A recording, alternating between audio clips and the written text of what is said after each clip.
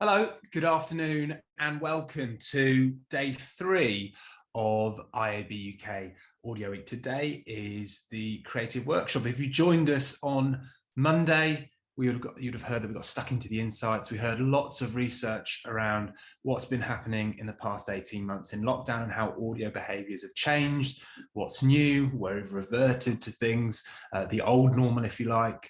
And then yesterday we changed gears, we looked to the future. We got 5 different perspectives on what the future of digital audios look like. We covered privacy, podcasting, personalisation, and everything in between. But today we are here to show you exactly what good looks like, what innovative, creative can look like, what brilliant partnerships can look like, and to really share what the very best of our audio members have to offer. There is so much ground to cover in the next hour. You're going to hear from 8 members, from Bauer, from Wix, Number 8, A Million Ads, Antonos, Octave, Veritonic, and Red Apple Creative.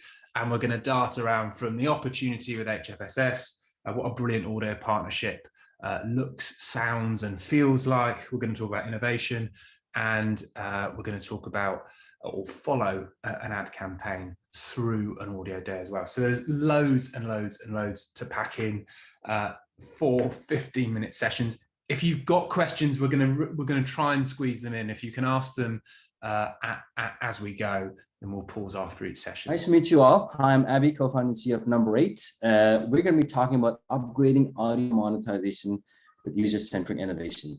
Hopefully we can unpack a little bit of this for you today.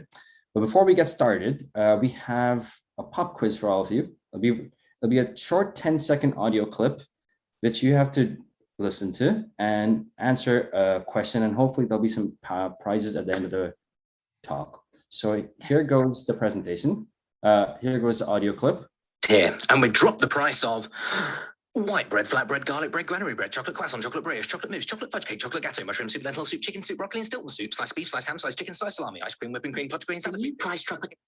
Okay, so that's the audio clip, and I would ask Tom to show the right options. What we want to ask is, which of these brands do you think ran this ad? And we'll give you guys a few, like 15 seconds to answer.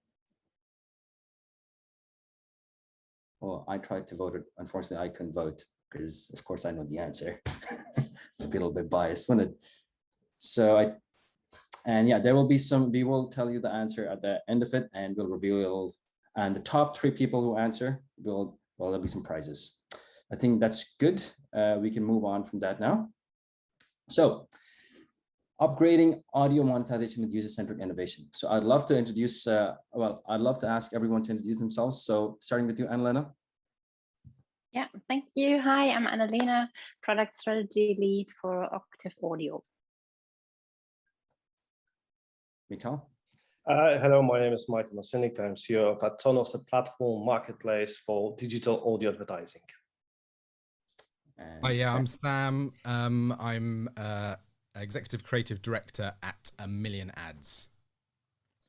Fantastic. Cool. All right. So just to set the stage a little bit, we want to basically say, what does user-centric innovation mean for all of us? We'll get things off the ground, at Number 8, what we think of, because Number 8 started with an audio background. All we wanted to do is that we wanted to build the best music recommendation service based on context. That was the whole idea. And, picking that apart, audio is a very unique environment. If you think of audio, because we consume audio when the screen's off, and the things in our pockets, we consume it all throughout the day. And that's why it's so powerful to always be thinking of the user first, because there's such an impact we can make into users' lives in every moment. And that's what user-centric innovation for us really means. Everything that we do, whether it's for monetization or for personalization, everything starts with understanding the user first. Sam, what are your thoughts? Completely agree with that. Yeah, I mean, like we've innovated dynamic personalization for digital audio and video. We were the first to do it in audio 6 years ago. We've delivered 6 billion impressions in that time, and we're learning it every time we serve a campaign. But for me, it's like not only just doing the first dynamic song or the first dynamic poem, all the creative ideas that agencies come up with. I always think back to a long time ago, showing my age a little bit, but in the year 2000, Jeff Bezos of Amazon had this quote that he said, if we get if we want 20 million customers, so that was his goal, to get to 20 million, then we need to have 20 million stores. And that really stuck in my mind. But that idea that nowadays we go to Netflix or we go to Amazon and there are these huge numbers and they're all personalized to us. And just doing that in terms of the way that people communicate or brands communicate is exactly what it's all about. How about you, Michael? Shall I pass on? Well, yeah, I wouldn't agree more with you. And as the reports show, well, millennials consume more audio than any other generation so far. And we can see, well, we can hear that the audio is everywhere and has expanded from radio, Walkmans and Discmans to mobile and to the devices.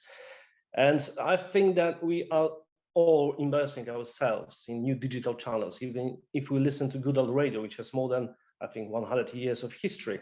So we do listen to any source, any content, any audio content on our mobile app or on a smart speaker. And we have made a journey from gathering up, listening to Pink Floyd's album in one go, as now audio is everywhere on demand. And I think that the radio and audio industry has learned a good lesson from what Netflix, along with YouTube, did to the television industry and puts really listener experience first.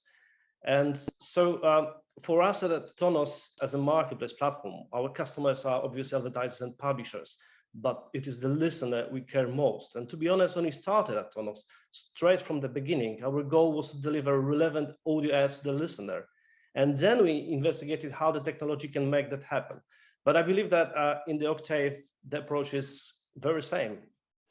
Yeah, definitely. So for us, customer or user-centric innovation really means that we are mindful of the needs of our customers. And as said, like the listener is definitely also one of our customers, the same as the advertiser.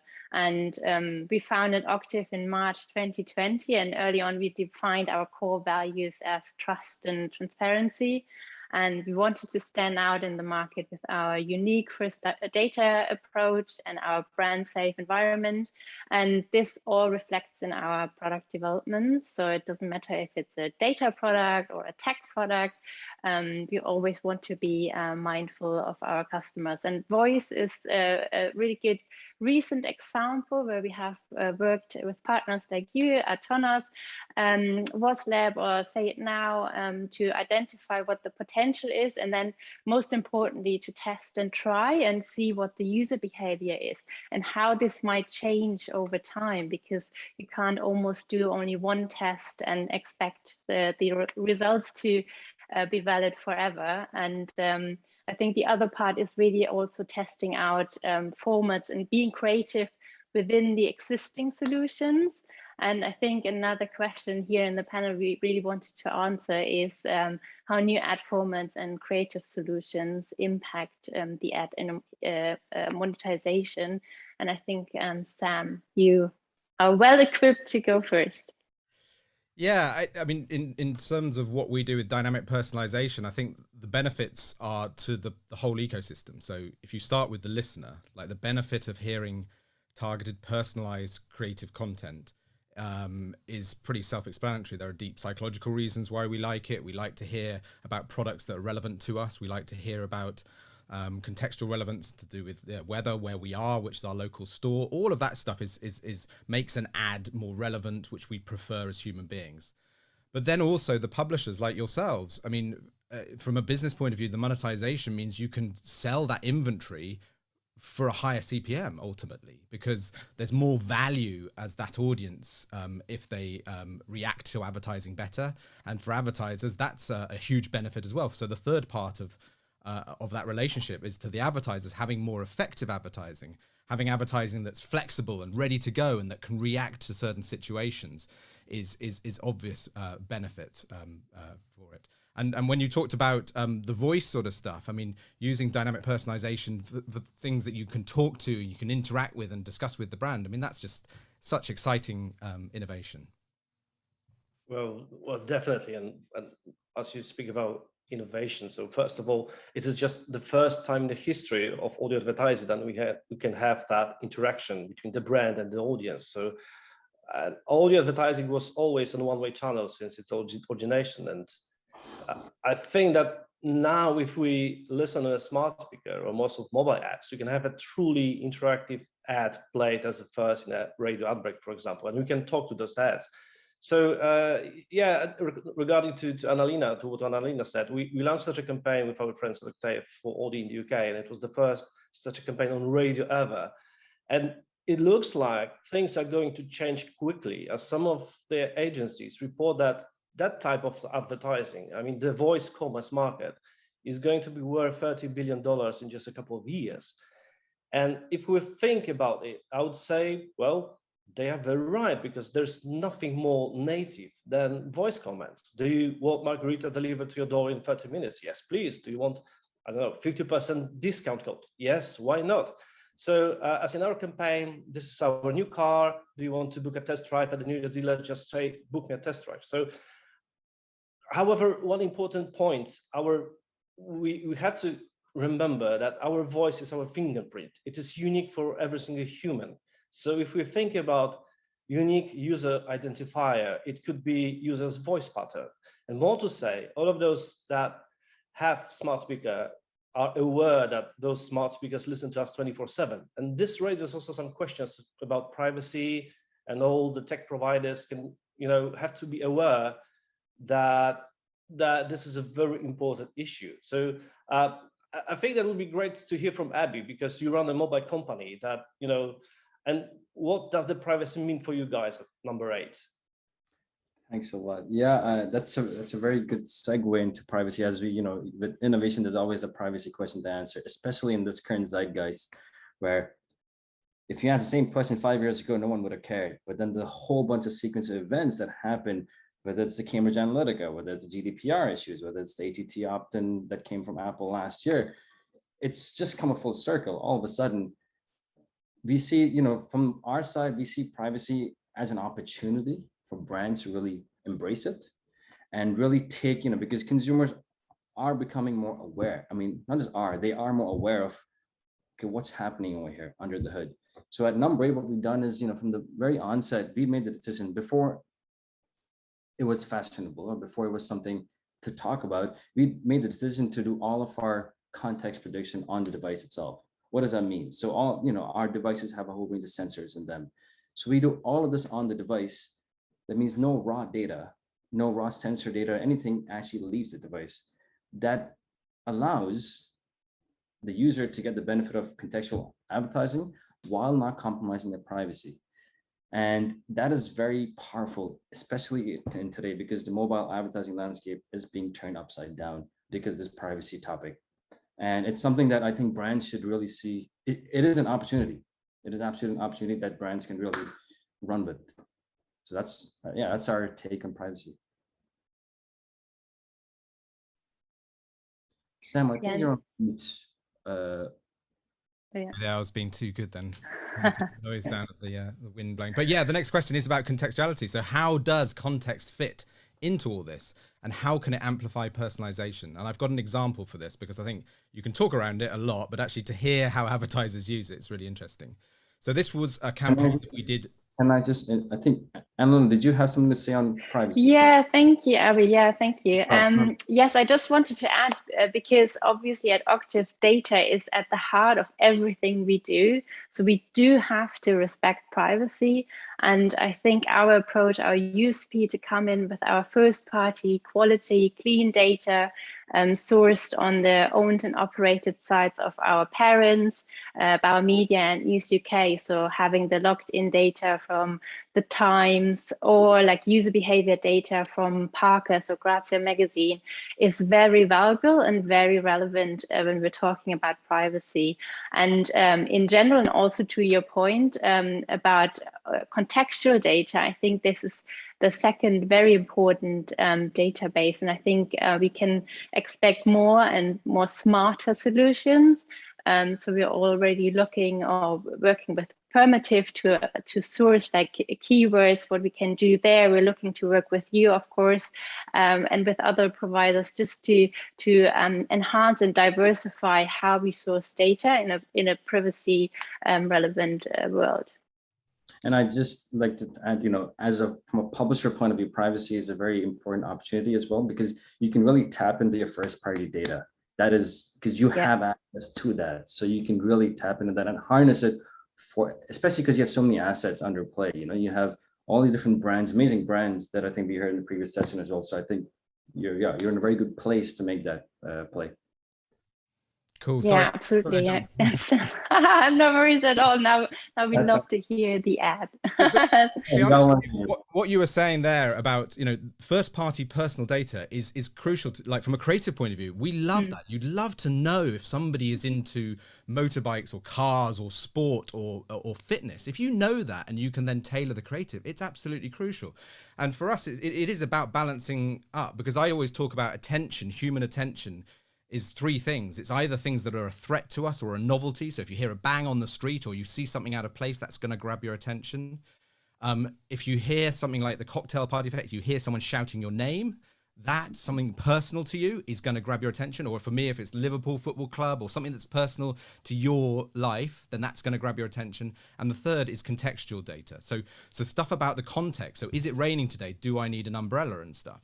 And so actually it's about mixing those up. And so this final question, and the way that I wanted to play this example is actually all the data in this example is contextual data. So it doesn't rely on personal data, but the way it's written, the way it's delivered is designed to make the listener feel like it's a personal message to them.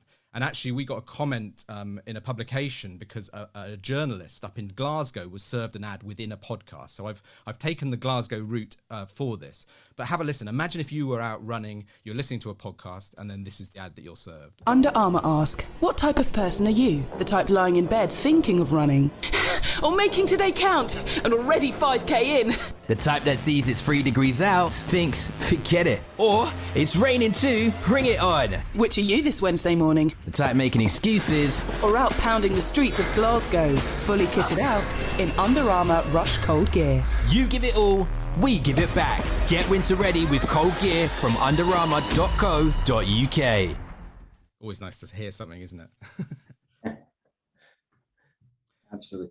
I can see Anthony Joshua cheering you on from the side, but yeah, that's also there.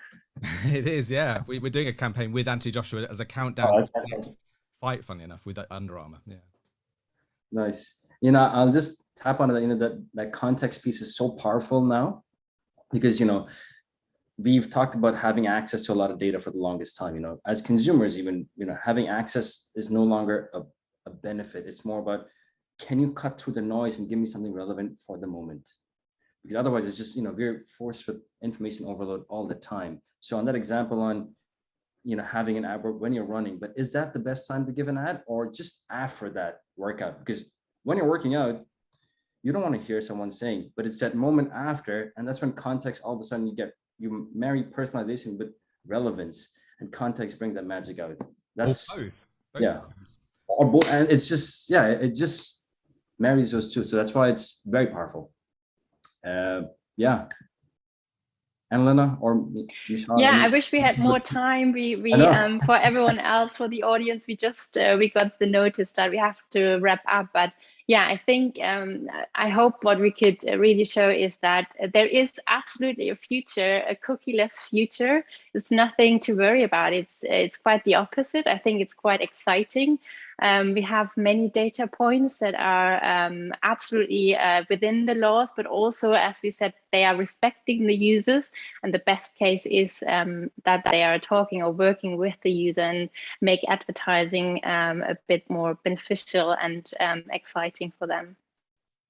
Yeah, let me say just something from psychological perspective regarding the contextual or the context of audio. So audio as a communication channel is, in my belief, the primary source of context, because if we are talking to someone and we close our eyes, we steal all that, contextual nuances of the conversation. And this is also why we use emoticons when we're texting to someone, to just put our words in the right context. And my CTO says that the artificial intelligence is as good as its data. It is very hard for ML or AI to learn interpreting the context between the data. And this is our natural human ability to learn, interpret, and to learn the context.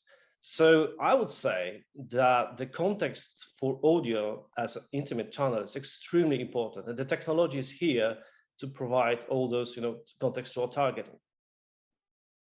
Yeah. Yeah, and just to chip in the effectiveness, just because Sam also mentioned it. So we are obviously measuring a lot of campaigns, and we worked with the AA, and we have seen that well-targeted campaigns can work 6 times more effective than very generic targetings. So I think we have a lot of proof, and we're getting more of that in the future, which is also exciting. Fantastic. I think, yeah, that's where you're sort of tying in all the work on identifying the right audience, the right content, and then content just closes the loops. You know what, this is that, holy grail of, all right, let's deliver something for you that's relevant, and that you won't just close the app or close the service, but you just continue listening. So fantastic. Yeah, that was short, sweet. Hopefully, James, we gave you enough information to ask a few follow-up questions from the audience. By the way, for the poll, the answer was actually Tesco. The ad was 2012 between February and March, according to YouTube. So yeah, that was a Tesco ad. I couldn't have told. I mean, I obviously wanted to cheat, but anyway, that's a separate question. Thank you, Abby, and thank you, Sam, and Elena, and Michael as well.